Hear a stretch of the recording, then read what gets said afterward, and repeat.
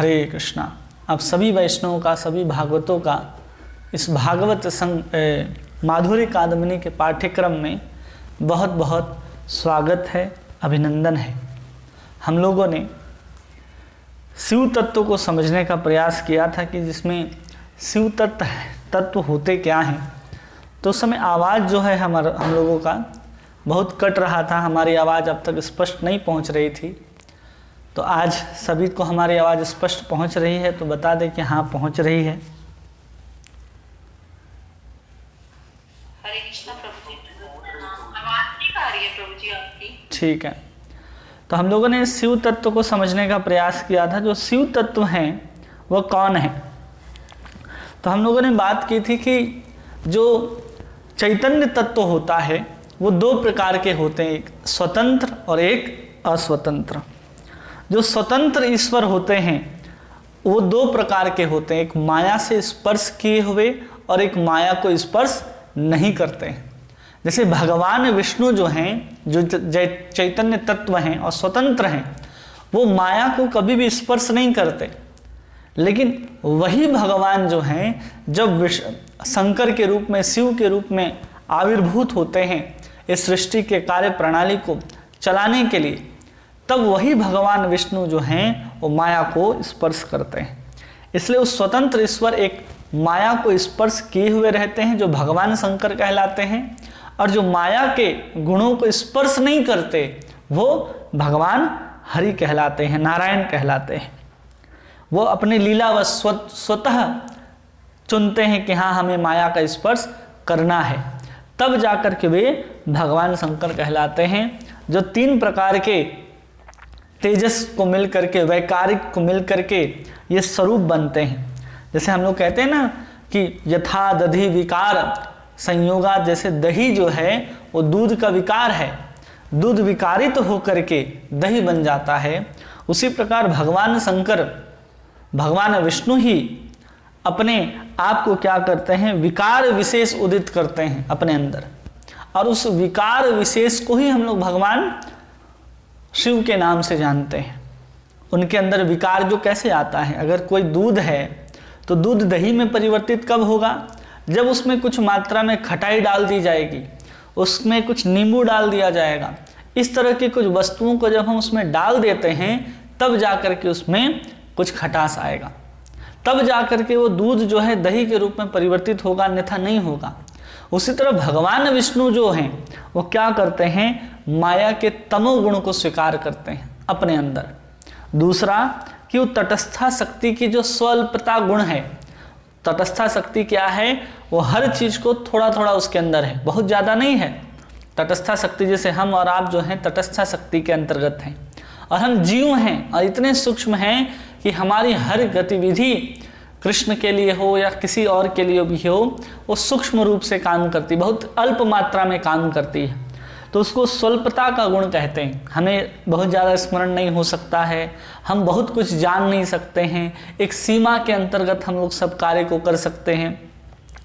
तो इस स्वल्पता के गुण को भगवान विष्णु धारण करते हैं। और फिर आह्लादनी शक्ति की जो संवित शक्ति है, उस संवित शक्ति को अपने अंदर जब धारण करते हैं तो वही भगवान विष्णु विकारित होकर के भगवान शंकर का रूप धारण कर लेते हैं।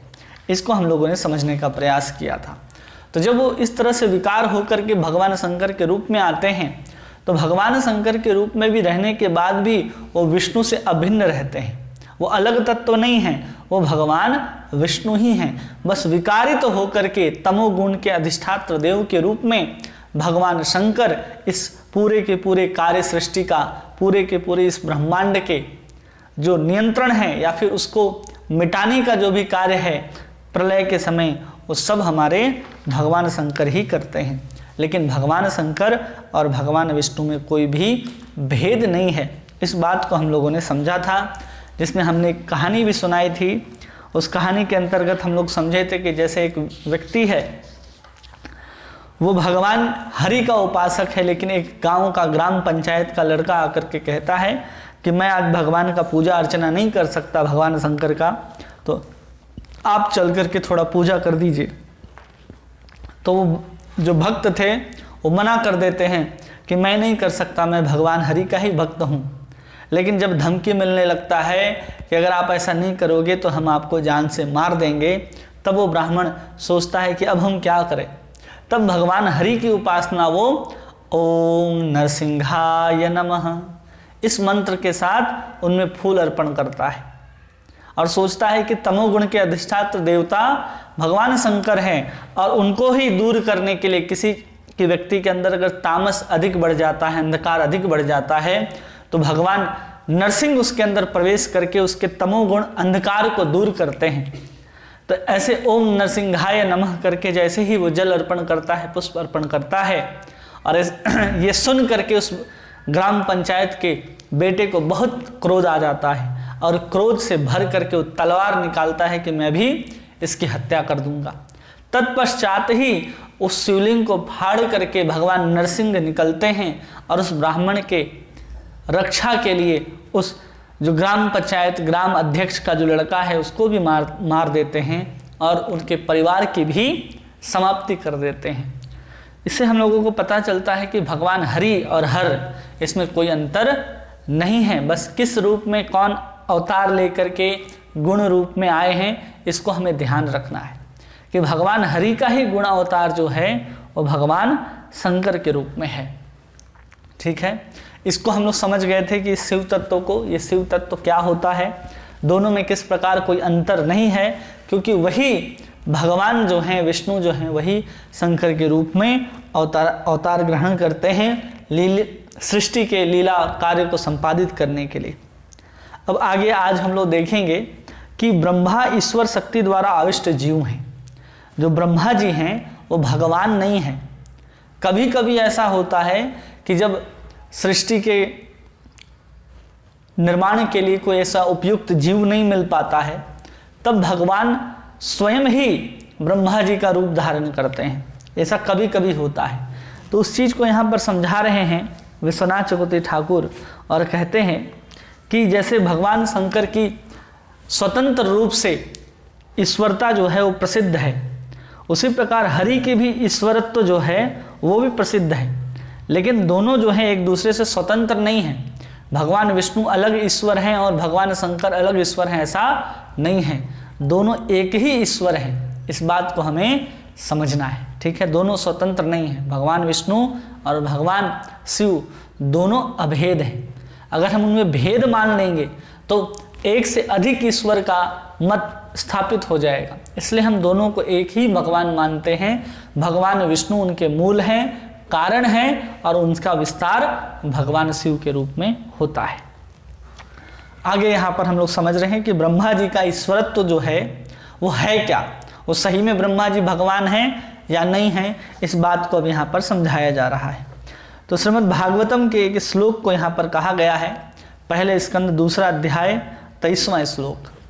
सत्वं रजस्तमः इति प्रकृते गुणास्ते युक्तः परः पुरुषः एक इहायस्य धते स्थित्यादतये हरिवृंच हरेति संज्ञा श्रेयांसि तत्र खलु सत्वनौ नृणां स्यु। कह रहे हैं कि प्रकृति के 3 गुण हैं। प्रकृति के 3 गुण हैं, सतोगुण, रजोगुण और तमोगुण। इनको स्वीकार करके इस सांसारिक स्थिति, उत्पत्ति और प्रलय के लिए एक अद्वितीय परमात्मा ही विष्णु, ब्रह्मा और रुद्र ये 3 नाम ग्रहण करते हैं। फिर भी मनुष्य का परम कल्याण तो सत्व गुण स्वीकार करने वाले हरि से ही होता है। अगर किसी को कल्याण चाहिए, अगर सतोगुण, तमोगुण, रजोगुण के आधार पर भी देखा जाए तो कौन हमारा उद्धार कर सकता है? तो हमारा उद्धार केवल और केवल भगवान हरि ही कर सकते हैं। क्योंकि एक ही ब्रह्म तत्व जो है वो विश्व का उत्पत्ति करने के लिए ब्रह्मा के रूप में, विश्व का पालन करने के लिए विष्णु के रूप में, और विश्व का संहार करने के लिए महादेव के रूप में अपना प्रकाश करते हैं। वो भगवान एक हैं और वही विष्णु के रूप में, वही शिव के रूप में और वही ब्रह्मा के रूप में अपना विस्तार करते हैं। भगवान कृष्ण हैं, कृष्ण से बलराम आते हैं, बलराम से आदि संकर्षण, आदि अनिरुद्ध, प्रद्युम्न और वासुदेव।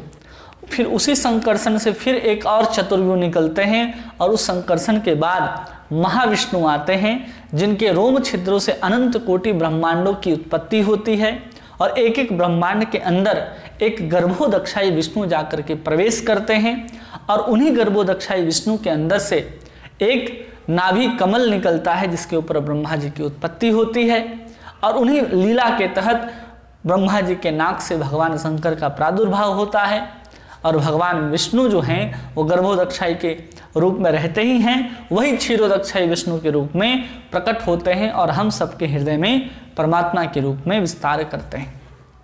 तो यहाँ मूल रूप से जो कृष्ण हैं उन्होंने ही इतना सारा विस्तार लिया और उनके विस्तार को ही यहाँ पर ब्रह्मा विष्णु और महेश कहा जा रहा है। भगवान अपना विस्तार करते हैं विष्णु के रूप में और रुद्र के रूप में और ब्रह्मा के रूप में। ये तीनों गुणा अवतार कहे जाते हैं जिसके द्वारा इस संसार का सृष्टि, पालन और संहार होता है। अब यहाँ पर विष्णु की भांति इनमें परब्रह्म का ब्रह्मत्व का अभाव है। किनके अंदर?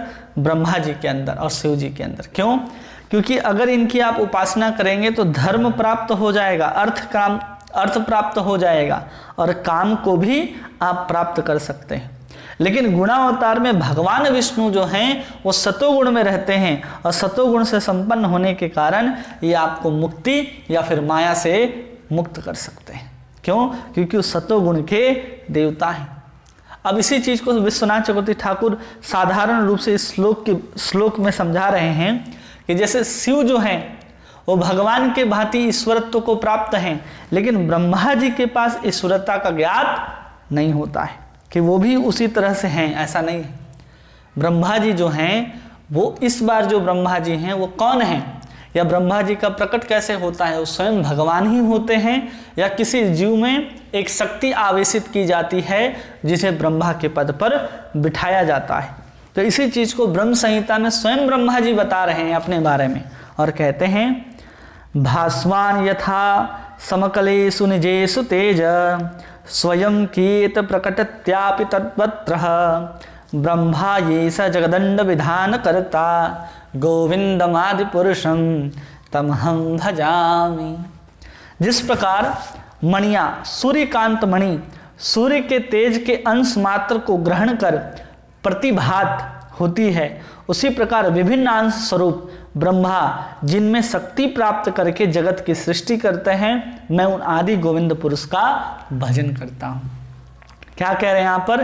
जैसे एक सूर्यकांत मणि होता है, वो सूर्यकांत मणि जो है वो कैसे प्रकाशित होता है? वो सूर्य के प्रकाश से ही प्रकाशित होता है। अगर सूर्य को हम उससे हटा ले, दूर कर दे, सूर्य का प्रकाश अगर उस तक ना पहुँचे तो जो सूर्यकांत मणि है उसमें किसी प्रकार का प्रकाश और तेज और उष्मा देखने के लिए नहीं मिलेगा। उसी प्रकार जो ब्रह्मा जी हैं उनके अंदर भी जो तेज है, शक्ति है, वो कहाँ से आती है? वो भगवान से ही प्राप्त होता है। इसलिए यहाँ पर स्पष्ट रूप से समझ सकते हैं कि ब्रह्मा जी जो हैं हमारे और आपके जैसे एक जीव हैं और उनको भगवान की स्पेशल एक शक्ति प्राप्त होती है जिसको सृष्टि की शक्ति कहते हैं, जिसके द्वारा ब्रह्मा जी इस पूरे के पूरे ब्रह्मांड की रचना करते हैं। जिससे सिद्ध हो रहा है कि ब्रह्मा जी जो हैं वो किस तरह के भगवान हैं। भगवान के द्वारा शक्ति दिया गया है तब जाकर के ईश्वर आवेश कहते हैं इसको। किसी जीव के अंदर ईश्वर का आवेश, ईश्वर की शक्ति आवेशित होती है, वही ब्रह्मा जी की स्थिति है। यहाँ पर यह भी बता रहे हैं कि साधकों को ये बात भी समझ लेनी चाहिए क्या कि उपासना भेद जानी ईश्वर महिमा, अर्थात गुण अवतार की उपासना गुणमयी है और निर्गुण नहीं है। ये धर्म, अर्थ, काम और मुक्ति पर्यंत दिया करते हैं, लेकिन परब्रह्म भगवान हरि ही मायातीत और निर्गुण है।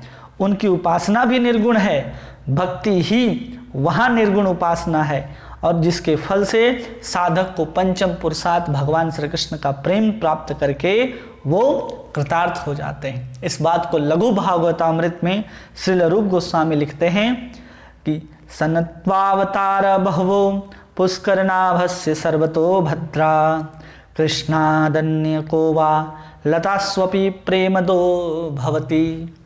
कि कमल नाभ श्री हरि के अनंत अवतार हैं, भगवान हरि के अनंत अवतार हैं और सब प्रकार से मंगलकारी हैं, किंतु कृष्ण के अतिरिक्त चैतन्य जीवों की तो बात ही क्या है, जड़ लता गुल्म भी प्रेम दान कृष्ण के बिना और कौन कर सकता है।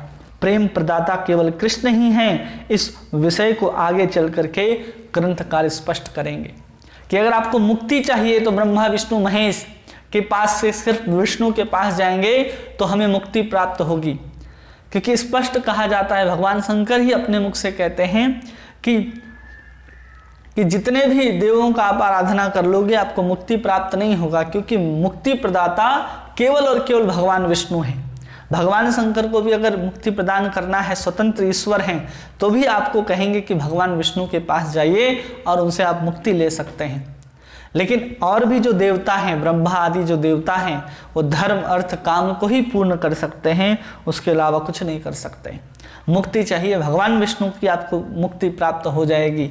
लेकिन यहाँ पर लघु भागवतामृत के अंतर्गत रूप गोस्वामी समझाते हैं कि केवल कृष्णादन्य वो लता स्वापी प्रेम दो भवती, कि लता को भी कृष्ण प्रेम दान करने में एकमात्र कोई व्यक्ति समर्थ है तो केवल और केवल कृष्ण ही समर्थ हैं, जो पंचम पुरुषार्थ को देते हैं।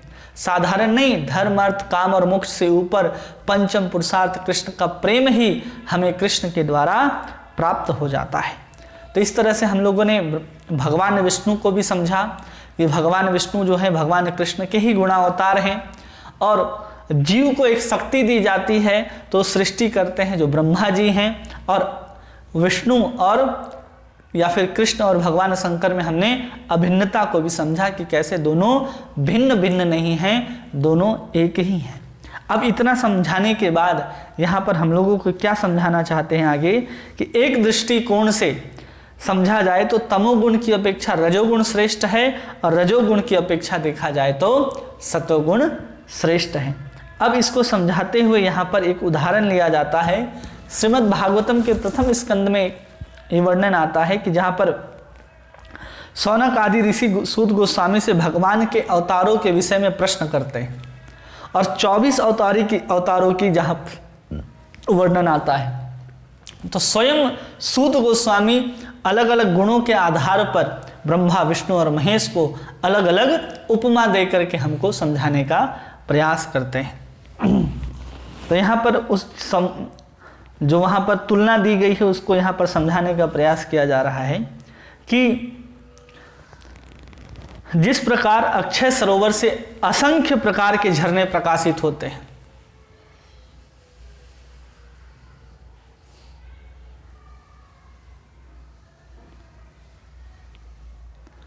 हरे कृष्णा कृष्ण कृष्ण हरे हरे, हरे राम राम राम हरे हरे, हरे कृष्ण कृष्ण कृष्ण हरे हरे, हरे राम राम राम हरे हरे, हरे कृष्ण कृष्ण कृष्ण हरे हरे, हरे राम राम राम हरे हरे। हाँ, तो हम बता रहे थे कि कैसे सतोगुण से सबसे श्रेष्ठ जो है सतोगुण है, सबसे नीचे तमोगुण, उसके ऊपर रजोगुण और उसके ऊपर सतोगुण है। इसके विषय में सौनक आदि ऋषि जब अवतारों के विषय में जब प्रश्न पूछते हैं सूत गोस्वामी से, तो वहाँ पर स्वयं वर्णन करते हैं कि जैसे एक सरोवर से असंख्य झरने निकल सकते हैं, उसी प्रकार मूल भगवत तत्व से असंख्य अवतार प्रकाशित होते हैं। असंख्य अवतार, एक दो अवतार नहीं, असंख्य अवतार। इसलिए वहां पर कहा गया है भागवत में, एतः चांस कलह पुंसः कृष्णस्तु भगवान स्वयं। जितने भी कृष्ण के अलावा जितने भी भगवान के ही स्वरूप क्यों ना हो, भगवान नारायण हो, वामन हो, नरसिंह हो, राम हो, सब कौन है? भगवान से ही उद्भूत हुए हैं, भगवान के ही सब विस्तार हैं।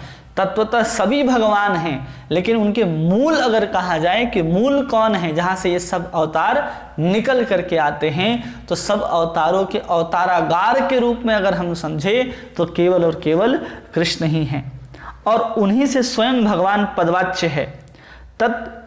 उसके बाद यहाँ कहते हैं कि उन्हीं भगवान के अंग कांति को हम लोग ब्रह्म के नाम से जानते हैं, और इनके अंश विभव को परमात्मा और उनकी विलास मूर्ति जिनको हम लोग नारायण के रूप में जानते हैं।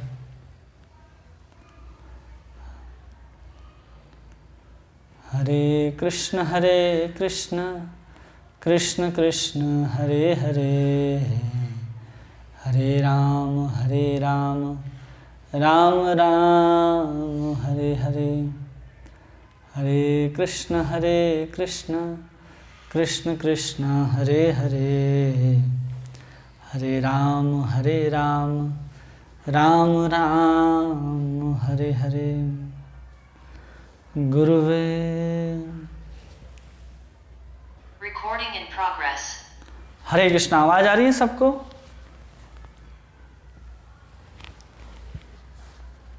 हाँ प्रभु जी आ रही है। तो हम बता रहे थे कैसे सब असंख्य जीव जो हैं वो कृष्ण से ही उद्भूत होते हैं और भगवान कृष्ण का ही विलास मूर्ति जो है वो नारायण है। और ये नारायण तीन होते हैं, एक कारणोदक्षाई विष्णु, एक गर्भोदक्षाई विष्णु और तीसरे क्षीरोदक्षाई विष्णु। और क्षीरोदक्षाई विष्णु जो हैं उन्हीं के अंश स्वरूप हमारे हृदय में बैठे हुए परमात्मा होते हैं। और भगवान कृष्ण जो हैं नाना प्रकार के ब्रह्मांडों में अवतार ग्रहण करके नाना प्रकार के लीलाओं को संपादित करते रहते हैं। वही कृष्ण रजोगुण तमोगुण सतोगुण के देवता के रूप में ब्रह्मा विष्णु महेश आदि के स्वरूप को धारण करते रहते हैं। और भगवान विष्णु जो हैं वो सतोगुण के अधिष्ठात्र देवता हो जाते हैं, ब्रह्मा जी रजोगुण के अधिष्ठात्र देवता हो जाते हैं और भगवान शिव जो हैं तमोगुण के अधिष्ठात्र देवता हो जाते हैं। लेकिन उसके बाद भी ये समझना है कि देवता जो हैं उस गुण से आवृत्त नहीं होते।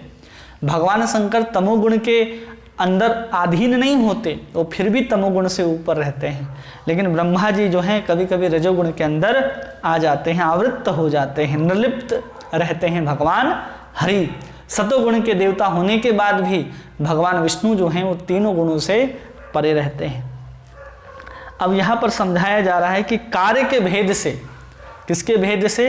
कार्य के भेद से जो तमोगुण होता है उसकी अपेक्षा रजोगुण श्रेष्ठ होता है और रजोगुण की अपेक्षा सतोगुण श्रेष्ठ होता है। अब इसका दृष्टांत दिया गया है भागवतम के अंदर कि जैसे एक लकड़ी होता है, लकड़ी की अपेक्षा एक धुआं श्रेष्ठ है, क्योंकि लकड़ी जो है उसमें आग नहीं है, किसी प्रकार की कोई गर्मी नहीं है, वो एक स्थान से दूसरे स्थान तक चलता भी नहीं है लकड़ी। लेकिन उस लकड़ी से अगर धुआं निकलने लगे तो लकड़ी की अपेक्षा उस धुएं को यहाँ पर श्रेष्ठ बताया गया है। क्यों बताया गया है? क्योंकि लकड़ी अचल है और धुआं सचल है। धुआं वहाँ से उठ रहा है और वातावरण में ऊपर जा रहा है, और धुएं में कंचित ताप भी होता है, ऐसे ही धुआं नहीं होता। अगर धुएं के ऊपर अपना हाथ रखेंगे तो आप वहाँ की गर्मी जो है आप उसको महसूस कर सकते हैं। इसलिए उस लकड़ी की तुलना में देखा जाए तो धुएं को श्रेष्ठ कहा जा रहा है। और उसके बाद कहा जा रहा है कि धुएं से श्रेष्ठ कौन है? अग्नि की श्रेष्ठता है, क्योंकि अग्नि में ताप भी होता है और उसमें प्रकाश भी होता है। उसी प्रकार इन लकड़ी, धुएं और अग्नि को, इसको रजोगुण, सतोगुण और तमोगुण से इसकी तुलना की जा रही है। अब लकड़ी जो है वो क्या है? तमोगुण है, क्योंकि वो हिल भी नहीं सकता, पूरा प्रमादवश रहता है। और फिर उसके ऊपर जाएंगे तो उसे धुआं जो निकल रहा है वो सचल थोड़ा सा रहता है, तो उसको हम लोग रजोगुण वाला कहते हैं। और पूर्ण सात्विक कहते हैं जब अग्नि प्रकाशित होने लगती है, जिसमें ऊष्मा और प्रकाश सब कुछ हमें दिखाई देने लगता है, तो उसको हम अग्नि कहते हैं। इसी प्रकार से एक दूसरे की श्रेष्ठता एक दूसरे से प्रकट होती है कि सतोगुण सबसे श्रेष्ठ है, उसके नीचे रजोगुण, उसके नीचे तमोगुण है। अब यहाँ पर जब दूसरा कारण सत्वगुण गुण की श्रेष्ठता का एक दूसरा कारण यह भी है कि इसमें ब्रह्म दर्शन हुआ करता है। अगर कोई राजसिक भाव से भक्ति करे, राजसिक उपासना करे तो ब्रह्म का भी दर्शन नहीं कर सकता। साधारण भौतिक चीजों का ज्ञान भी अगर उसके अंदर लाना हो तो सत्वः संजायते ज्ञानम, सतोगुण से ही हमारे अंदर ज्ञान उत्पन्न होता है। सतोगुण से ही हम प्रकाश को समझ पाते हैं, सुख को समझ पाते हैं, सुख का अनुभव कर पाते हैं। रजोगुणी व्यक्ति और तमोगुणी व्यक्ति ज्ञान को और सुख को अनुभव नहीं कर पाते, वो बेचारा भागते दौड़ते या प्रमाद में ही रहते हैं। इसलिए भी सतोगुण की श्रेष्ठता का यहाँ पर वर्णन किया जा रहा है। इसलिए भागवतम कहता है कि कैवल्यम सात्विकम ज्ञानम रजो वैकल्पिक च यत् प्रकृतम तामसम ज्ञानम मन्निष्टम निर्गुण स्मृतम। कृष्ण कहते हैं उद्धव से, हे उद्धव, कैवल्य ज्ञान सात्विक है। कैवल्य ज्ञान मतलब जिसमें हम ब्रह्म का ज्ञान करते हैं, जिसमें हमारी और ब्रह्म की ऐक्यता का हमको ज्ञान होता है कि हम में और ब्रह्म में कोई अंतर नहीं है, हम अपने आप को ब्रह्म ही समझने लगते हैं। इस तरह के ज्ञान को सात्विक कहा गया है। देह आदि, यह हम शरीर हैं, इस तरह का जो ज्ञान है उसको राजसिक कहा गया है। और बालक या मुख आदि की भांति प्राकृतिक ज्ञान, उसको तामस कहा गया है। एवं मुझसे संबंधित ज्ञान को निर्गुण कहा जाता है। भगवान कह रहे हैं कि अगर तुम ब्रह्म ज्ञान को अगर स्थापित करना चाहते हो, जानना चाहते हो, तो वो क्या आएगा? कैवल्य ज्ञान आएगा, लेकिन निर्गुण ज्ञान नहीं है। सात्विक ज्ञान कहते हैं उस ब्रह्म ज्ञान को, जिस ब्रह्म ज्ञान में अवस्थित होकर के हम ब्रह्म का साक्षात्कार करते हैं। अब इसी के टीका को यहाँ जीव गोस्वामी कहते हैं इसी श्लोक के टीका में कि निर्विशेष ब्रह्म तथा शुद्ध जीव एक के ज्ञान का ही नाम कैवल्य है, और सत्व गुण के द्वारा निर्विशेष ब्रह्म का ही शुद्ध जीव का अभेद ज्ञान उदय हुआ करता है। जहाँ पर निर्विशेष ब्रह्म को सूचित करता है ये कैवल्य शब्द। लेकिन यहाँ पर हम भगवान का साक्षात्कार नहीं कर सकते केवल सतोगुण में रहने से। सतोगुण में रहने के बाद भी हमें क्या करना होगा? हमें सतोगुण के बाद भगवान की भक्ति करनी होगी। अगर हम सतोगुण में अवस्थित होकर के कुछ भी करने का प्रयास करेंगे, जो ज्ञान वहाँ से उत्पन्न होगा, सतोगुण से जो ज्ञान उत्पन्न होगा, हमें ब्रह्म की तरफ ले जाएगा। लेकिन भक्ति के द्वारा जो हम ज्ञान उत्पन्न करेंगे वो हमें भगवान की तरफ ले जाएगा। इसको हमेशा याद रखना है कि हम ज्ञान को कैसे अपने अंदर बढ़ा रहे हैं। अपने अंदर सात्विकता को लेकर के ज्ञान को बढ़ा रहे हैं, या हम भक्ति के अंगों का पालन करके हमारे अंदर ज्ञान आ रहा है। अगर भक्ति के अंगों का पालन करते हुए हमारे अंदर ज्ञान आ रहा है कि हम श्रवण करते हैं, कीर्तन करते हैं, स्मरण करते हैं, इसके माध्यम से हमारे अंदर ज्ञान स्वतः प्रकाशित हो रहा है, तो इस ज्ञान के द्वारा आप साकार सगुण भगवान के पास जाएंगे। लेकिन अब उस सतोगुण में जाकर के जब आप ज्ञान अपने दार्शनिक चिंतन के द्वारा जब आप प्रकट करेंगे, तो आपको निराकार ब्रह्म की ओर ले जाएगा। ये हमेशा ध्यान रखना है। अब आगे समझाते हैं कि इसी श्लोक को श्रीपाद चक्रवर्ती ठाकुर कैसे व्याख्या करते हैं। तो कहते हैं कि तमोगुण जो है वो लकड़ी है, वो भी स्थानीय है, एक ही स्थान में है, और जो उसे धुआं निकल रहा है वो भी लकड़ी के अंदर से ही निकल रहा है, इसलिए वो भी स्थानीय है। और फिर कहते हैं उसमें जो प्रज्वलित अग्नि जो सतोगुण का है वो भी स्थानीय है, क्योंकि वहीं से निकल रहा है। और यहाँ पर सतोगुण निर्विशेष ब्रह्म का प्रकाश होता है। सतोगुण में क्या प्रकाश होता है? निर्विशेष ब्रह्म का प्रकाश होता है। कोई अगर सतोगुण में है तो ब्रह्म का जो अनुभव है उसको आसानी से कर सकता है, और रजोगुण में धुएं में ब्रह्म का प्रकाश नहीं है, किंतु अग्नि प्रकाशित होने से ताप की अनुभूति होती है, और तमोगुण रूप लकड़ी में अग्नि व्याप्त रहता है। वो तमोगुण का जो लकड़ी है उसमें अग्नि व्याप्त रहता है, जो घर्षण से व्यक्त होती है। कोई लकड़ी को अगर रगड़ा जाए, जंगलों में जैसे आग लगती है ना, कभी कभी जो बांस, सूखे बांस जो हैं आपस में रगड़ खाते हैं, बड़े बड़े वृक्ष जो हैं आपस में रगड़ खाते हैं, उसके रगड़ खाने से एक आग उत्पन्न हो जाती है। तो वही यहाँ पर कहते हैं कि लकड़ी के अंदर आग व्याप्त रहता है, जैसे ही उसमें घर्षण होता है वहाँ अग्नि आदि व्यक्त हो जाती हैं। इसी तरह तमोगुण के अधिष्ठाता श्री शिव सच्चिदानंद तत्व विद्यमान है। भगवान शंकर के अंदर भी सच्चिदानंद तत्व जो है वह विद्यमान है, लेकिन वो तमोगुण से आवृत रहते हैं, अपने आप को ऐसा रखते हैं लीला के कारण कि हम पहचान नहीं पाते, और लगता है कि भगवान शंकर भी एक साधारण तमोगुण के देवता हैं। और सुसुप्त में तमोगुण का कार्य है, और सुसुप्ति जो है वो तमोगुण का कार्य है।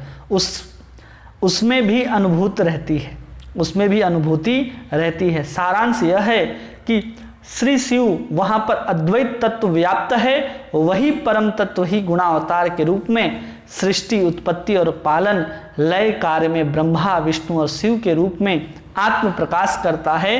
ये तत्व विचार का निर्णय होता है। अब वो जो सतोगुण तमोगुण था, रजोगुण था, तो तमोगुण कौन था? वो लकड़ी था। अब लकड़ी से ही आगे चल करके रजोगुण धुआं प्रकट हुआ, और उसी लकड़ी से आगे चल करके सतोगुणी अग्नि प्रकट हुआ। और ये सब कौन है? भगवान शिव में ही वो सच्चिदानंद तत्व जो है विद्यमान रहता है। क्योंकि भगवान शंकर क्या करते, भगवान विष्णु क्या करते हैं, उन्होंने माया को स्वयं अंगीकार किया है, माया के तमोगुण को उन्होंने स्पर्श किया है, साथ में उन्होंने हमारी तटस्था शक्ति को भी अपने अंदर धारण किया है, और साथ में उनके अंदर आह्लादिनी शक्ति की जो संवित शक्ति है वो भी नित्य विराजमान रहती है। इसलिए यहाँ शंकर भगवान को भी सृष्टि का कारण, उत्पत्ति का कारण और पालन का कारण माना जाता है। एक तत्व ज्ञान हुआ जिसमें हम भगवान शंकर और भगवान विष्णु के अभेद को हम लोग समझ पा रहे हैं। ठीक है, इसमें कहीं भी संशय नहीं होना चाहिए कि भगवान विष्णु और भगवान शंकर एक होते हुए भी अभेद कैसे है और अभेद होते हुए भी कैसे एक हैं। इस चीज़ को यहाँ पर भली भांति समझाने का प्रयास किया जा रहा है। और यहाँ पर एक बहुत सुंदर चीज़ अब हमको समझाया जा रहा है कि अविद्या के आवृत्ति से, विचार से दो प्रकार के ईश्वरों का वर्णन किया जा रहा है। किसके आधार पर? अविद्या आवृत्ति के विचार से, कि अविद्या किसी को ढक लेती है तो क्या होगा और अविद्या किसी को नहीं ढकती है तो क्या होगा। तो सबसे पहले हम लोगों ने समझा जो परम तत्व है, जो चैतन्य तत्व है, वो दो प्रकार के हैं। एक तो है हमारे स्वतंत्र, जो भगवान हरि हैं, नारायण हैं, विष्णु हैं, राम हैं, ये सब स्वतंत्र ईश्वर हैं। और एक अस्वतंत्र हैं जो जीव कोटि के आते हैं, जैसे हम लोग। हमारी सर्वव्यापकता नहीं है, हम कण कण में निवास नहीं करते, लेकिन हम अपने देह के अंदर व्यापित हो सकते हैं। तो ये दो प्रकार के हम लोग चैतन्य सत्ता को समझें। और उस स्वतंत्र ईश्वर को भी हम लोग दो प्रकार से समझते हैं, एक जो माया को स्पर्श करते हैं और एक जो माया को स्पर्श नहीं करते हैं। जिन्होंने माया को स्पर्श किया है वो भगवान शंकर हैं, और जिन्होंने स्पर्श नहीं किया है वो नारायण है। ठीक है, ये स्वतंत्र ईश्वर हैं जो यहाँ पर पूर्ण हो गया। अब हम लोग जीव कोटि के जो जीवात्माएं आती हैं, जीव कोटि के जीवात्मा मतलब जो अस्वतंत्र हैं। हम और आप हमेशा भी स्वतंत्र नहीं होते, हम किसी न किसी चीज़ के अधीन होते हैं, इसलिए हमें अस्वतंत्र चैतन्य तत्व कहा जाता है कि हम कभी भी स्वतंत्र नहीं होते। तो जब हम अस्वतंत्र हैं तो एक होता है कि हमें अविद्या ने, माया ने ढक दिया है, और दूसरा है जिसको माया ने नहीं ढका है। दो प्रकार के वो चैतन्य जीव हो गए। अब जिसको माया ने ढक दिया है, जिसको अविद्या ने ढक दिया है, वो या तो मनुष्य हो सकते हैं, देवता हो सकते हैं, अन्य किसी भी योनि में जो जानवर दिखाई दे रहे हैं, चाहे वो जमीन में चलने वाले हो, हवा में उड़ने वाले हो या पानी के अंदर तैरने वाले हो, ये सब कौन है? माया से आवृत्त जीव कहे जाते हैं। और जिनके अंदर जो अविद्या है, जिन जीवों को नहीं ढकती है, या फिर जो किसी भी साधन प्रणाली से अपने अविद्या को अनावृत कर लेते हैं, खोल देते हैं अपने अविद्या को और विद्या में उपस्थित हो जाते हैं, उनमें दो प्रकार के ईश्वर तत्व का वर्णन है। एक होता है जिसमें ईश्वर की शक्ति आविष्ट होती है। किसमें? जिसके अंदर अभी तक माया का आवेश नहीं है, जिसको अभी तक अविद्या के द्वारा ढका नहीं गया है, या जिसने अपने अविद्या का नाश कर लिया है। उसमें सबसे पहले कोटि के आते हैं जिसमें भगवान की शक्ति आवेशित रहती है, और दूसरे आते हैं जिसमें भगवान की शक्ति आविष्टित नहीं होती है। अब जिसमें शक्ति आविष्ट होती है वो क्या हो जाते हैं? वो हो जाते हैं चिद अंशभूत, जैसे ज्ञान शक्ति से जो ईश्वर आवेशित रहेंगे, जिसमें भगवान की जो शक्ति है वो ज्ञान के शक्ति के रूप में अगर किसी के अंदर आ गई तो वही चार कुमार हैं, सनक, सनतन, सनातन और सनत कुमार।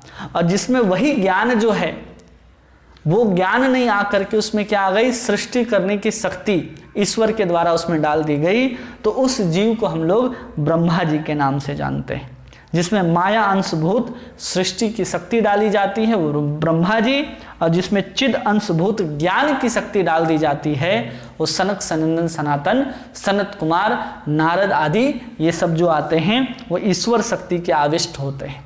इसलिए उनको कभी कभी भगवान कह करके हम लोग संबोधित करते हैं, चाहे वो वेद व्यास हों, चाहे नारद जी हों या सनकादिक हों, इनको हम लोग भगवान कह करके संबोधित करते हैं। क्यों? क्योंकि इसमें ईश्वर का शक्ति जो रहता है वो प्रवेश किया हुआ रहता है, आविष्टित रहता है। और जो ईश्वर की शक्ति से अनाविष्ट रहते हैं, जिसके ऊपर ईश्वर की शक्ति आवेष्टित नहीं रहती है, जिसमें करंट नहीं लगा होता अभी तक भगवान की शक्ति का, तो वो लोग दो प्रकार के होते हैं। एक ज्ञान साधक होते हैं जो निराकार निर्गुण परमात्मा की उपासना, ब्रह्म की उपासना करते हैं, जिसको बहुत हेय और तुच्छ समझा जाता है। और दूसरे वो होते हैं जो भक्ति साधन करते हैं और भक्ति के साधन के माध्यम से नाम, गुण, रूप, लीला आदि इन माधुर्यों का आस्वादन करते हैं, जिनको अति श्रेष्ठ कहा जाता है। तो अगर चैतन्य चैतामृत माधुरी कादम्बरी अगर आपके पास है तो इसकी पूरी एक लिस्ट यहाँ पर बना करके दी है, पेज नंबर 186 में देख सकते हैं, आपको इस तरह से दिखाई देगा, जिसमें यहाँ पर चैतन्य तत्व और उसके दो भाग में उसको बांटा गया, एक स्वतंत्र एक अस्वतंत्र। फिर अस्वतंत्र और स्वतंत्र को दो भाग में बांट दिया गया कि जिसमें जीव जो आते हैं उसमें आते हैं ब्रह्मा जी, सनकादिक आदि, और जो ईश्वर तत्व आते हैं उसमें दो आएंगे, भगवान नारायण और भगवान कृष्ण आएंगे। तो इस तरह से इसको बांट दिया गया है। तो अगर आपके पास हो, PDF भी हो, तो आप इसको निकाल करके देख करके समझ सकते हैं और आसानी से इसको जान सकते हैं। ठीक है, उसी चीज़ को हमने आपको समझाया कि है क्या चीज़। ये चार्ट जो यहाँ पर बनाया गया है ये क्या है।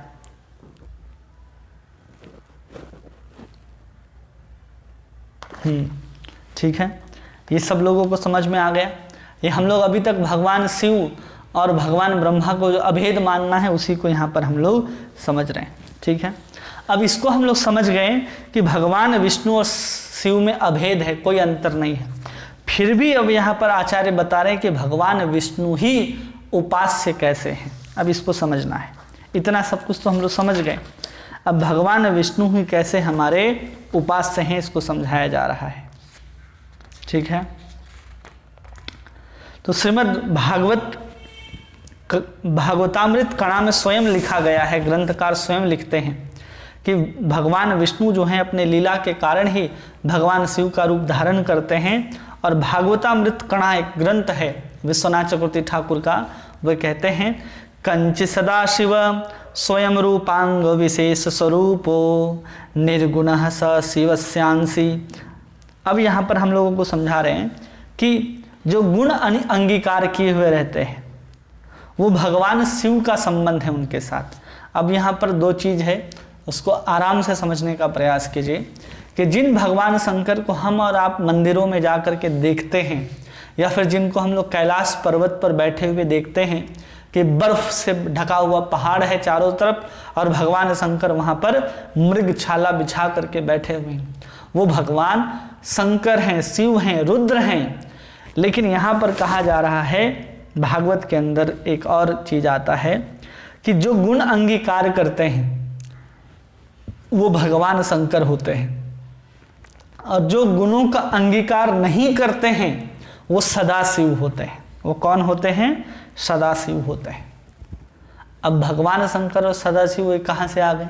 अभी तो हम लोग शंकर शंकर शंकर शिव शिव कर रहे थे। अब सदाशिव क्या है? इस भौतिक ब्रह्मांड के आवरण के बाहर जो कारण समुद्र है, उस कारण समुद्र के उस पार जहाँ माया का किसी प्रकार से कोई प्रभाव, कोई प्रवेश, कोई अधिकार नहीं रहता, वहाँ पर एक तरफ का पूरा हिस्सा प्रकाशमय है और दूसरे का दूसरा का हिस्सा पूरा अंधकारमय है। उस स्थान पर सदाशिव हमेशा निवास करते हैं। वहाँ पर सदाशिव क्या करते हैं? हमेशा निवास करते हैं। लेकिन इस ब्रह्मांड के अंतर्गत जो कैलाश है, जिसको हम लोग कैलाश कहते हैं, उस कैलाश के ऊपर भगवान शंकर पार्वती के साथ निवास करते हैं, जो गुणों से आवृत रहते हैं, जो गुणों को अंगीकार करते हैं, और वही सदाशिव के अंश होते हैं भगवान शंकर। और भगवान सदाशिव जो होते हैं भगवान विष्णु से बिल्कुल भी भेद नहीं है उनमें। सदाशिव और भगवान कृष्ण में कोई भेद नहीं है। और वही सदाशिव जो हैं वो अपना विस्तार करते हैं शंकर के रूप में इस भौतिक ब्रह्मांड के भीतर। इस चीज को यहाँ पर भागवतामृत कणा में विश्वनाथ चक्रवर्ती ठाकुर हम लोगों को समझाते हैं। अब यहाँ पर हम लोगों ने समझा कि चैतन्य जो तत्व है उसकी एकता के दृष्टि से हम लोग समझ गए कि भगवान विष्णु और भगवान शिव एक हैं। अब यहाँ पर हम लोग किसके आधार पर समझेंगे? निर्गुण और सगुण तत्वों के आधार पर समझेंगे कि भगवान शिव उपास्य होने चाहिए या भगवान विष्णु उपास्य होने चाहिए। इस चीज को यहाँ पर समझाने का प्रयास करेंगे। अब यहाँ पर क्या होता है कि जो ब्रह्मा हैं, शिव हैं, ये जो देवता हैं, अगर उनका कोई सकाम उपासक पहुंचता है उनके पास, तो उनकी जो भी मनोकामनाएं होती हैं वो तुरंत पूर्ण कर दी जाती, जरा सा भी वहाँ देरी नहीं होता। वहाँ पर उनकी जितने भी कामनाएं हैं वो सब तुरंत पूर्ण कर दी जाती हैं।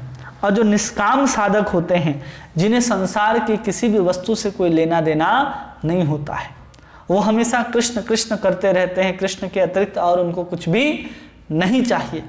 ऐसे जो निष्काम साधक होते हैं, जो हरि की उपासना करते हैं, वो हमेशा जो माया के स्पर्श से रहित हैं, जो कभी भी माया के गुणों को अंगीकार नहीं करते, वो निर्गुण भक्त जो हैं, वो हमेशा निष्काम भक्त जो हैं, वो उन्हीं का उपासना करते हैं। जब हम किसी भी देवी देवता की उपासना करते हैं ना, तो उसमें जो हम इच्छा करते हैं वो क्या रहती है? ये संसार मिल जाए, धन मिल जाए, ऐश्वर्य मिल जाए, और ये सब परिणाम में दुखी होते हैं। ये सब का परिणाम, धन हो, ऐश्वर्य हो, या फिर जो भी हम मांगते हैं, परिणाम में हमें दुख ही मिलता है, प्राप्त होता है। और हम अगर इनकी उपासना कर रहे हैं, किसी भी देवी देवता की, थोड़ी सी भी गलती हो जाए तो भारी से भारी अभिशाप आपको प्राप्त हो जाएगा। अगर वो प्रसन्न हो जाएं तो बिना कुछ विचार किए हुए आपको वरदान दे दिया जाएगा। जैसे कि हम लोग सुनते हैं ना कि महादेव, एक वृकासुर नाम का एक असुर था, जिसने भगवान शंकर को प्रसन्न किया और उसने वरदान मांगा कि हम जिसके ऊपर भी हाथ रखें वो भस्म हो जाए। अब जैसा ही वरदान भगवान शंकर ने उनको दिया, अब भगवान शंकर के ही ऊपर वो रखने का प्रयास करता है कि हम आपके ऊपर रख करके हम देखेंगे कि आपने जो वरदान दिया है वो काम करता है कि नहीं। भगवान शंकर लगे भागने वहाँ से, अब कैलाश छोड़ करके भगवान शंकर निकले। अब पीछे पीछे वो वृकासुर दौड़ रहा है, बार बार पीछे पीछे भाग रहा है। भगवान शंकर मार नहीं सकते, अभी भी वरदान दिया है कि जिसके ऊपर सर रखे, हाथ रखे, वो भस्म हो जाए।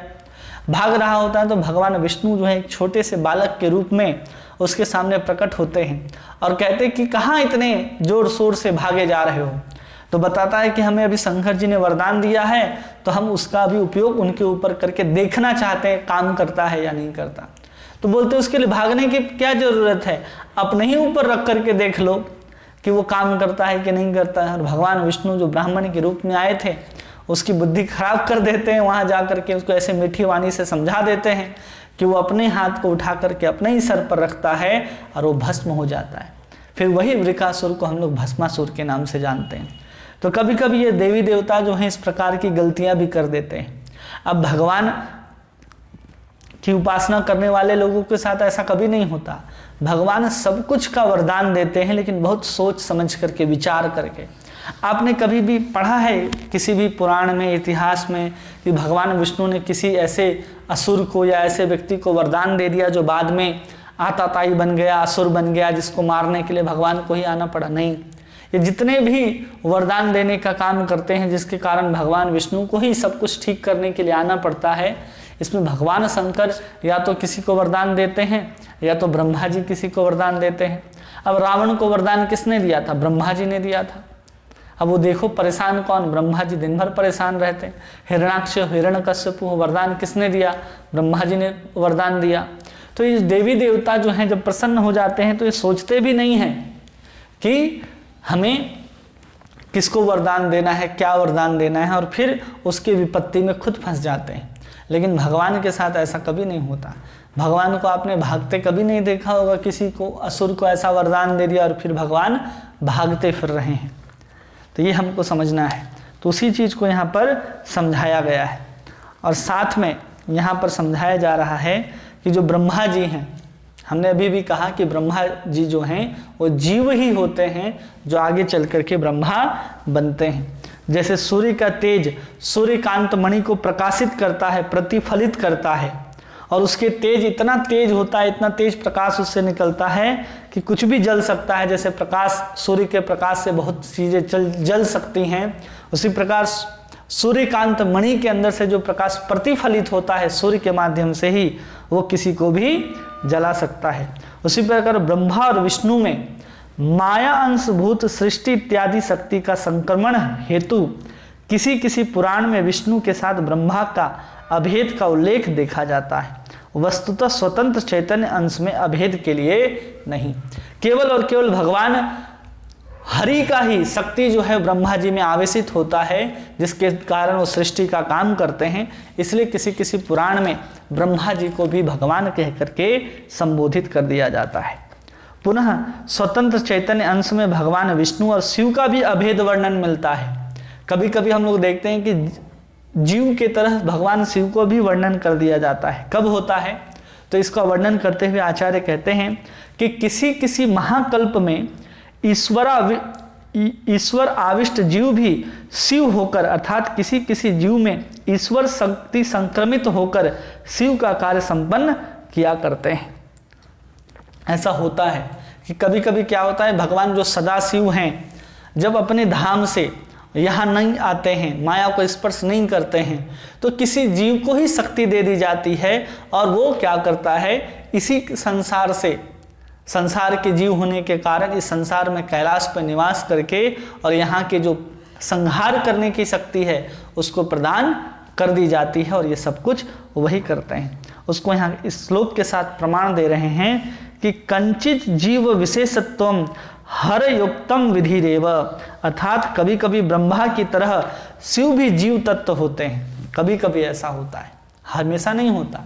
ऐसा कब होता है? तो बता रहे कभी कभी ऐसा होता है जब उस तरह के योग्य जीव प्राप्त नहीं हो पाते हैं, उस समय किसी जीव को ही भगवान शक्ति दे देते हैं, वो ईश्वर तत्व को प्राप्त शिव बन जाता है और वही कभी ब्रह्मा बन जाता है। इसलिए द्वितीय नाम अपराध के वर्णन में यहाँ कहा जा रहा है कि भगवान विष्णु और शिव के नाम गुण आदि में बुद्धि के द्वारा जो व्यक्ति भेद दर्शन करता है कि भगवान अलग हैं, विष्णु अलग हैं और शिव अलग हैं, वह नाम अपराधी है। दूसरी जगह यह भी कहा गया है, यस्तु नारायणम देव ब्रह्म रुद्रादि देवतः समत्वनेव मन्यते सह पाषंडी भवेत ध्रुवम, कि दूसरे जगह जो क्या कहा जा रहा है, जो व्यक्ति नारायण के साथ ब्रह्मा और रुद्र को एक समान मानता है। अभी क्या कहा जा रहा है, पहले क्या कहा गया कि जो विष्णु और शिव में अभेद मानता है वो नाम अपराधी, और दूसरे जगह ये भी वर्णन मिलता है कि जो नारायण के समान ब्रह्मा और रुद्र को समझ लेता है उसको यहाँ पर पाषंडी कहा जा रहा है। क्या कहा जा रहा है? पाषंडी कहा जा रहा है। अब यहाँ पर आचार्य हम लोगों को इस दोनों वाक्य को एक सामंजस्य बिठा करके समझा देते हैं। कहते हैं कि विष्णु के साथ शिव के भेद दर्शन में नाम अपराध है। अगर हम भगवान विष्णु और शिव के साथ जो अभेद दर्शन करेंगे तो नाम अपराध है। अब यहाँ पर अभेद दर्शन में पाषंडी तत्व का प्राप्ति हो रहा है कि अगर अभेद देख लेता है कि हाँ ये अलग है और ये अलग है, अभेद तत्व में यहाँ पर पाषंडित तत्व का प्राप्ति होता है। यद्यपि शास्त्र के इन दो प्रकार के वचनों में विरोध देखने को मिलता है, लेकिन इसका सामंजस्य यह है कि जहाँ भेद दर्शन दोष कहा गया है, जहाँ पर भेद दर्शन दोष के हम अलग अलग देखते हैं, एक ही देखते हैं, वहाँ ईश्वर कोटि शिव के संबंध में कहा गया है। मतलब अभी जो हम लोग कहते हैं ना कि शिव आदि ब्रह्मा को भगवान के नाम के समान अथवा स्वतंत्र समझना या उनके दोनों को भेद समझना कि शिव अलग है और विष्णु अलग हैं, ये कब कहा गया है? जब भगवान विष्णु ही शिव के रूप में अवतार ग्रहण करते हैं या फिर सदाशिव ही अंश के रूप में भगवान शंकर के रूप में आविर्भूत होते हैं। लेकिन जब यहाँ पर कहा जा रहा है कि भगवान नारायण के साथ कोई ब्रह्मा और रुद्र को एक समान मानता है तो पाषंडी कहा जाएगा। कब? ब्रह्मा और रुद्र को भगवान विष्णु के समान माना जाएगा। कब पाषंडी कहा जाएगा? जब भगवान ने अवतार ब्रह्मा के रूप में भी नहीं लिया और शिव के रूप में भी नहीं लिया। किसी जीव को ब्रह्मा के पद पर बिठाया गया और किसी जीव को शिव के पद पर बिठाया गया। उस दृष्टि में जब हम अभेद दर्शन करते हैं कि भगवान नारायण भी वही हैं, भगवान शिव भी वही हैं और ब्रह्मा भी वही हैं, तब जा करके आपको नाम अपराध लगेगा और आप पाषंडी कहे जाएंगे। कब?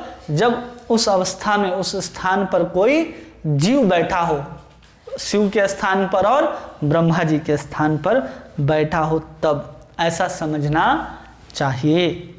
इस प्रकार ब्रह्मा भी साधारण कोटि के जीव होने पर ईश्वर कोटि वाले ब्रह्मा की बात भी शास्त्र में उल्लेखित है। क्या उल्लेखित है? तो भागवत में ही कहा गया है, स्वधर्मनिष्ठ सत्य जन्म भी पुमान विरंचितो मिति। 4:24-29 में भागवत कहता है कि कोई 100 जन्म पर्यंत अगर निष्ठा के साथ निष्काम भाव से वर्ण आश्रम का पालन कर ले तो ब्रह्मा के पद को प्राप्त कर सकता है। एक साधारण जीव वो भी ब्रह्मा के पद को प्राप्त कर सकता है। इस प्रकार जब योग्य जीव नहीं मिल पाता है कई बार, तो भगवान स्वयं अपना विस्तार करके ब्रह्मा के पद पर बैठते हैं। इसलिए श्री हरि गुण अवतार के रूप में ब्रह्मा होकर सृष्टि का कार्य संपन्न करते हैं। उन्हें हिरण्यगर्भ या ईश्वर कोटि का ब्रह्म कहा जाता है। जब स्वयं उस कार्यभार को निभाते हैं और जब किसी जीव को उस पद पर सौंप दिया जाता है तो उसको कहा जाता है ईश्वर शक्ति आवेशित। ईश्वर शक्ति से आविष्ट रहते हैं, उसको जीव कहा जाता है। और अभी जो हम लोग जिस ब्रह्मा जी के कल्प में रह रहे हैं, इसको हिरण्यगर्भ ब्रह्मा कहा जाता है। मतलब अभी के कल्प में जो ब्रह्मा जी बैठे हैं वो स्वयं भगवान ही अपना विस्तार करके बैठे हैं। कोई योग्य जीव अभी तक इस कल्प में भगवान को मिला नहीं इसी ब्रह्मांड के अंतर्गत। तो भगवान ने स्वयं अपना विस्तार इस बार ब्रह्मा जी के रूप में किया है। ऐसा नहीं कि किसी और ब्रह्मांड के जीव को निकाल करके हम इस ब्रह्मांड के ब्रह्मा बना देते, ऐसा नहीं होता। इसी ब्रह्मांड के जीव को इस योग्य देख करके उसको ब्रह्मा के पद की उपाधि दी जाती है। ये सब समझ में आ गया। अब यहाँ पर एक और विवाद जो खड़ा होता है उसको हम लोग जल्दी से समझने का प्रयास करेंगे कि विवाद क्या है। उस विवाद के अंतर्गत हम लोगों को समझाया जाता है कि जो भगवान विष्णु के उपासक हैं वो बोलते हैं कि भगवान विष्णु की पूजा करेंगे और हम भगवान हरि का दर्शन भी नहीं करेंगे। और जो भगवान शंकर की पूजा, भगवान विष्णु की पूजा करने वाले हैं वो भगवान शंकर का दर्शन नहीं करना चाहते हैं। और जो भगवान शंकर का पूजा करते हैं वो भगवान विष्णु का पूजा नहीं करना चाहते हैं या दर्शन भी नहीं करना चाहते। तो इसको यहाँ पर अपराध बताया गया है कि बहुत बड़ा अपराध है। ये कब होता है? जब व्यक्ति को शिव तत्व के बारे में ज्ञान न हो और विष्णु तत्व के बारे में जब ज्ञान न हो तो व्यक्ति इस तरह का अपराध करता है। इसलिए हमें इस अपराध से बचने के लिए हमें इस तत्व को ठीक से समझना होगा कि वास्तव में दोनों तत्व हैं क्या। तो इसी को यहाँ पर निपटाया जा रहा है इस समस्या को कि जो विष्णु ही ईश्वर हैं अथवा शिव ही ईश्वर हैं, ऐसा विवाद जो है अपराधजनक होता है। दोनों ईश्वर हैं लेकिन एक ने माया को स्पर्श कर रखा है और एक ने माया को स्पर्श नहीं कर रखा है। ठीक है। अब यहाँ पर हम लोगों को बताते हैं कि भगवत तत्व में अपराध मूल कारण भगवान के स्वरूप का ज्ञान या तत्व ज्ञान का अभाव है। कोई भी भगवत तत्व में अगर कोई भेद करता है कि ये अलग हैं, भगवान शिव अलग हैं, भगवान नारायण अलग हैं, फिर राम अलग हैं, कृष्ण अलग हैं, नरसिंह अलग हैं, ये कब होता है?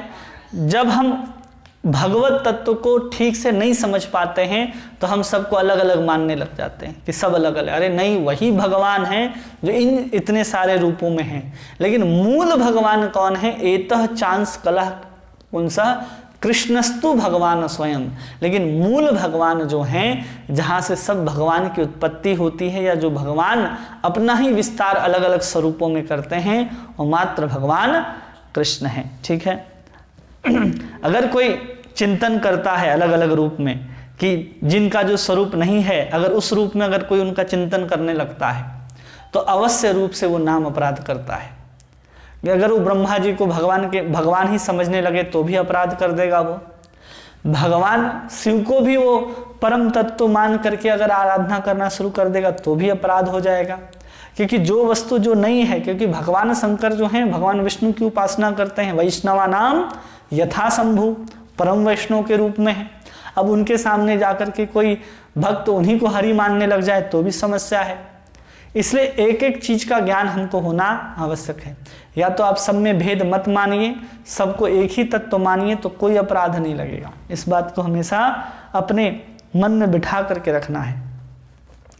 जैसे हम इसको कैसे जान सकते हैं, तो कहते हैं कि जो तत्वविद व्यक्ति होते हैं उस साधु का अगर हम संग करेंगे और उसके मुख से हम विष्णु तत्व और शिव तत्व का अगर श्रवण करने का सौभाग्य प्राप्त हो जाए तो इस विषय में वो अपराध नहीं होगा। जो लोग इस विष्णु ही ईश्वर हैं और शिव ईश्वर नहीं हैं ऐसा मानते हैं, या हम लोग विष्णु के अनन्य भक्त हैं अतः हम भगवान शंकर का दर्शन नहीं करेंगे, और उधर शिव के जो उपासक है वे सोचते हैं कि हम शिव के ईश्वर हैं, हम भगवान विष्णु को ईश्वर नहीं मानते और हम शिव के अनन्य भक्त हैं इसलिए हम भगवान विष्णु का दर्शन नहीं करेंगे। ये जो बुद्धि है वो विवादग्रस्त बुद्धि है। ये लोग हमेशा अपराधी ही होते हैं, ये हमेशा अपराध ही कर रहे होते हैं। इसलिए अभिष्ट देव को संतोष अगर हम नहीं प्रदान करते हैं, अगर हम भगवान शिव के प्रति आप भक्ति करते हैं और भगवान विष्णु के प्रति आप अपराध कीजिएगा तो भगवान शिव भी आपसे प्रसन्न नहीं होंगे।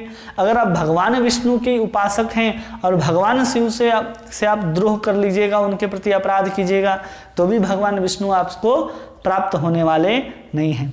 इसलिए हम अपने देवता को हमेशा संतुष्ट रखना है, नहीं तो हम अपराध के भागी होंगे। अपराध मतलब क्या होता है, जिसमें हम अपने देवता को संतुष्ट नहीं कर पाते हैं और हम उनसे दूर हो जाते हैं कुछ काल तक, तो उसको अपराध कहा जाता है। तो यहाँ पर बता रहे हैं कि विष्णु और शिव के उपासक इस प्रकार के अपने उपास्य को लेकर के भेद चिंतन करते रहते हैं, और ऐसे भेद चिंतन करने के कारण उसके जो अभिष्ट देव होते हैं उनके जो संतोष का जो कारण होता है, जो संतोष होता है वो धीरे धीरे कम होने लगता है, क्षय होने लगता है। क्योंकि यदि कोई सेव्य के एक अंग की सेवा करे और दूसरे अंग की अगर छेदन करे तो पीड़ा होगा। हम लोग एक कहानी सुनते हैं ना कि एक गुरुजी थे, उनके दो चेले थे। अब दोनों को उनके गुरुजी ने कहा कि तुम हमारे चरण को दबाओ। अब चरण को दबाओ तो क्या हुआ कि एक दबा रहा था, अब उसमें गलती से उस शिष्य का हाथ जो है दूसरे शिष्य के दबाए गए चरण में लग जाता है। अब गलती से स्पर्श हो जाता है तो वो भी छू देता है, लो तुम्हारे पैर को हम भी छू दिए। अब वो भी छू देता है, लो हम भी तुम्हारे पैर को छू दिए। अब ऐसे होता है, बहुत जोर से गुस्सा आ जाता है, एक शिष्य को उठाता है डंडा और एक डंडा मारता है उसके वाले पैर में।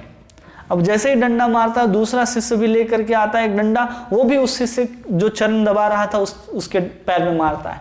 अब गुरुजी उठ करके देखते हैं कि दोनों ने हमारे पैर को मार करके तोड़ दिया है। अब यहाँ गुरुजी प्रसन्न होंगे या अप्रसन्न होंगे? प्रश्न ये है। दोनों तो चरण किसका है? भगवान, उन गुरु का ही है। उसी प्रकार भगवान विष्णु और भगवान कृष्ण जो हैं, भगवान शिव जो हैं, किसके विस्तार हैं? कृष्ण के ही विस्तार हैं।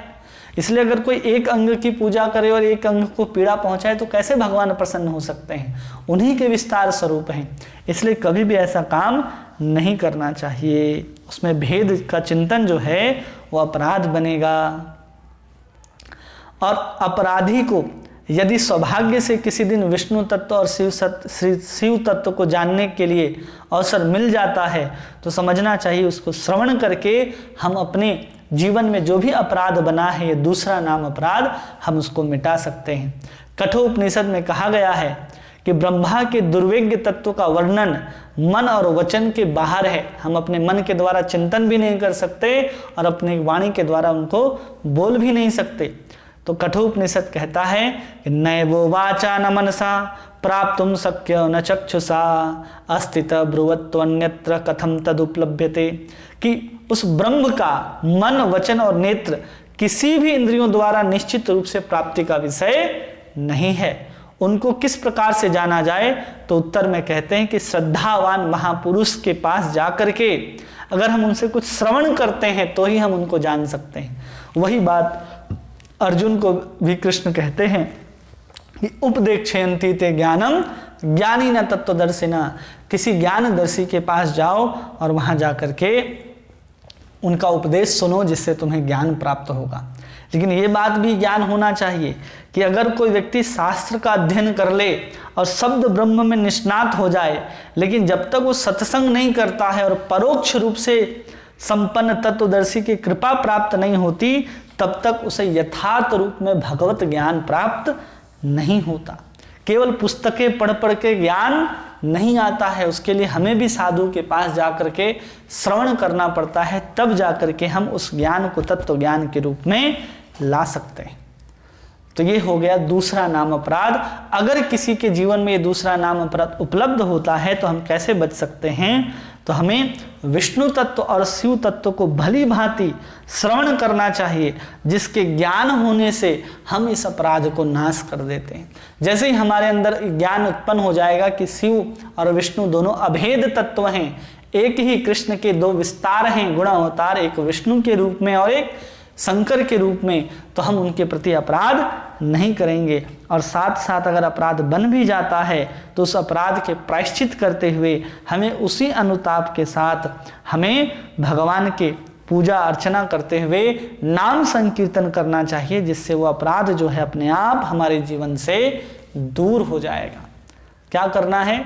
उस तत्व को पहले समझना है कि विष्णु तत्व और शिव तत्व क्या हैं, और उसके बाद हमें उतना ही प्रायश्चित करना है कि देखो हमने भगवान विष्णु के प्रति या भगवान शंकर के प्रति अपराध कर दिया है, तो ऐसा मन ही मन प्रायश्चित करते हुए हरे कृष्ण कृष्ण कृष्ण हरे हरे, हरे राम राम राम हरे हरे, इस मंत्र का निरंतर जप करते रहना है, जिससे हम इस दूसरे नाम अपराध से आसानी से बच सकते हैं। किन्हीं का कोई प्रश्न है, जो भक्त कुछ पूछना चाहते हैं, जो बात आपको समझ में ना आई हो, तो आप प्रश्न पूछ सकते हैं।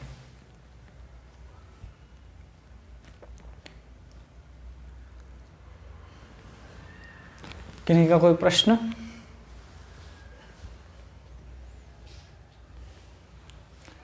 हरे कृष्णा, आवाज आ रही है हमारी?